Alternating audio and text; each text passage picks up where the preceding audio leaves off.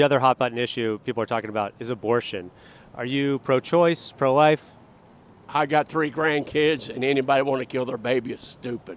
So you're pro-life? I'm pro-life. They need to go back to capital punishment. Really? I believe that. Okay. Because now they just smack them on the hand and go. So what do you mean by capital punishment? Capital punishment, death.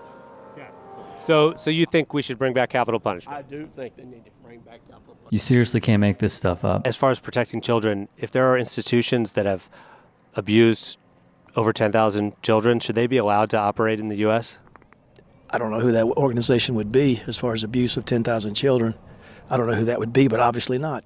It would be the Catholic Church. Yeah, dude. That's not true. I got to cut this coat loose on that because that's nonsense. Really? That's nonsense. You think that's nonsense? Oh, interesting.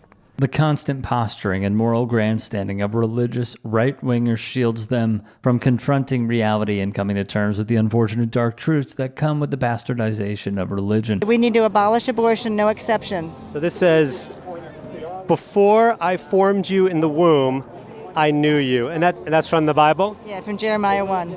Right. So God knows these babies in the womb. He has a purpose and a destiny for each child. They shouldn't be killed. Didn't he kill all the firstborn sons in Egypt? I think I'm done. To you, this Bible story may be completely meaningless or maybe a metaphor for a different issue. But to the people whose worldview is directly crafted by the Bible and all of its problematic stories, hearing pushback like this shatters the insulated thought loops that are inherently a part of Christianity and other religions. You consider yourself pro-choice? Yes, pro-choice. Are you upset that Donald Trump appointed the justices that overturned Roe v. Wade and took that choice away from so many people? I don't think it should be taken away, no. And it doesn't bother you that Trump appointed the justices that overturned Roe v. Wade? It doesn't bother me at all. I think he's the best man for the job. We have nobody else that is... But he did take away the choice for a lot of women because of that. That doesn't bother you. Now women don't have that choice. He must have something in place. If he made that decision, he's a great businessman, and I'm not going to go... You know, he's a great businessman, and I'm going to let him say what he wants to say, do what he wants to do. Unsurprisingly, Trump supporters exhibit a very similar, if not the exact same, blind faith in Donald Trump as they do toward whatever God they may pray to, which unfortunately has led to more and more Americans confidently spreading all the beliefs that Trump and his base represent. I'd like to get back like it was in the 60s. Before all the civil rights stuff? Before all the civil rights stuff. So you would like to see things go back to before the civil rights movement? Oh, yes. Oh, yes. You know, where people have their freedom in this country. Well, certain groups didn't have as much at the time, right? Right. They didn't have as much at the time. But we still got to get back. Don't come here illegally and take over our country and then try to change it to be your country. Finish the wall. He's got to finish the wall. Even up here in New Hampshire, that's an issue. Absolutely. And I really didn't think it was. And now I'm noticing. You know, it's just little things that happen every day. And, you know, then, it's a month. And you go, wow, it is. You know, it. How do you feel it here? Like, what are the little things here? Jobs. You know, jobs are being taken by people who, you know, don't have a social security number, they're not paying taxes. And where do you go? What do you do? You know? But yet other people who want to work can't get in. Shut down the border, come up with a process where people can come in. And I believe wholeheartedly that we should have some type of roundup. If you don't report in by March 31st of next year to some town police department or something like that, and you don't have a card that says you should be here, and you get found here in somebody's kitchen or in a butchery or in a field or something like that, don't blame us. So we have to regulate who comes into the country and who's paying taxes, okay? It's a free-for-all, drugs, and people coming in that are criminals. You know, there's people coming in getting $2,000 a month. I'm getting to the age of collecting Social Security. I paid into the system since I was 14.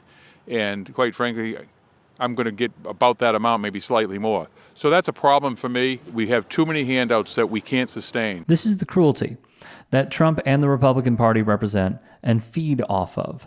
And this barely scratches the surface of the real hatred Republican voters harbor. Our country has taken a radical shift towards the acceptance of really child mutilation, what's going on with the transgender thing. I mean, even in our school that we have in our town, there are 2 girls that identify as horses, and our principal and the teachers, they just turn a blind eye and accept it and say, you have to accept them. What town is that? Where is that school? That's in Iowa City. Yeah, so it's terrible what's happening in this country. And I want to tell you, we see that. We see what's going on in Minnesota, where they just passed a bill which is basically taking the rights away from the parents concerning their children. If they want to go get a sex change as a child, they can do that. All they got to do is tell a teacher or principal.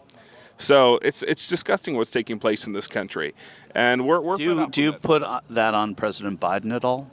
No, absolutely. It's all coming from the Democrat left. You know, Biden gave a speech, a Christmas speech. He never once mentioned the name of Jesus. Donald Trump has repeatedly talked about Jesus and talked about him being the joy of Christians everywhere and Americans everywhere and the reason for the season and everything else. I mean, Donald Trump, he's actually talking about Jesus at his rallies. And we're not deists in this country. This is not the country of Thomas Jefferson, who was a deist. This is the country of John Adams. He said that this republic was formed for religious people and will function for none else. But it was Jefferson who had the Articles of Religious Freedom, which also said that... Which we loved that he secured those religious freedoms. And then in that sense, Donald Trump also did too. He signed executive orders to secure religious liberties and freedoms from undue harassment from the government and bureaucrats. Do you think there is that we've blurred the line between church and state too much? Absolutely not. Can you explain that a little bit? Yeah, like I said before when I quoted John Adams, this republic was formed for religious people and will work and function for none else. If we do away with the Bible, we forget that it was the Bible that inspired our founding documents. We know we need a radical shift in this country, and we saw what Donald Trump did with 4 years of his presidency, and we know he could have done a lot more if he would have been allowed to. But we're in an uphill battle, we know that. And we know that this battle isn't just against flesh and blood, but against principalities, spirits, and powers. Ephesians 6 talks about that. What we're seeing is an awakening in this country and a returning to godly principles, godly morality. We have no more tolerance. Tolerance is not a virtue in the Bible at all. Tolerance means to simply turn a blind eye to the convictions you once held, and that is going to be gone. We're not going to be tolerant of sin. We're not going to be tolerant of the woke agenda, of the radical left. And Donald Trump will be the 47th president of the United States. That's very clear. You heard from the horse's mouth, no tolerance, no acceptance, and most importantly, no respect for the humanity of anyone who doesn't believe in their specific flavor of Christianity.